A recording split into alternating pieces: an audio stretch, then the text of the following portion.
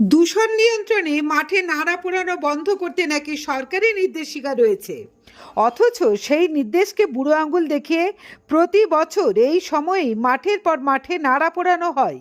কালো ধোঁয়ায় ঢাকে আকাশ বাতাস, ভয়ঙ্করভাবে দূষণ ছড়িয়ে পড়ে, কিন্তু স্থানীয় পঞ্চায়েত, পঞ্চায়েত সমিতি, ব্লক, মহকুমা প্রশাসন, কৃষি দপ্তর, দূষণ নিয়ন্ত্রণ পর্ষদ কারোর কোনো হেলদোল নেই।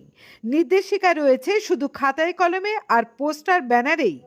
যারা অন্যের দিকে আঙুল তোলেন সরকারি নির্দেশ অমান্যকারীদের বিরুদ্ধে, তারা নিজেরাই কিভাবে নিজেদের তৈরি করা নির্দেশিকা অমান্য করে চোখে ঠুলি পরে থাকেন, প্রশ্ন উঠেছে।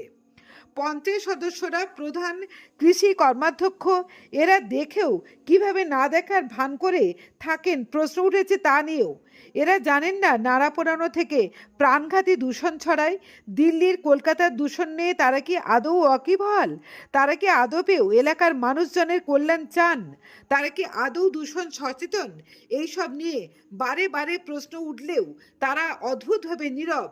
এমনকি কৃষি দপ্তরের আধিকারিকরা, ব্লকের আধিকারিকরা, সাথে পুলিশ নিয়ে মাঠে মাঠে ঘুরে সরেজমিনে দেখছেন না কেন, সেটা নিয়েও প্রশ্ন উঠেছে। এমনকি প্রতিটি এলাকায়, পাড়ায়, গ্রামে সিভিক ভলেন্টিয়াররা আছে, ভিলেজ পুলিশ আছে, তাদেরই বা ভূমিকা কি? উঠেছে হাজারো প্রশ্ন। দেখুন আবারও সেই নাড়া পোড়ানোর ভয়াবহ চিত্র।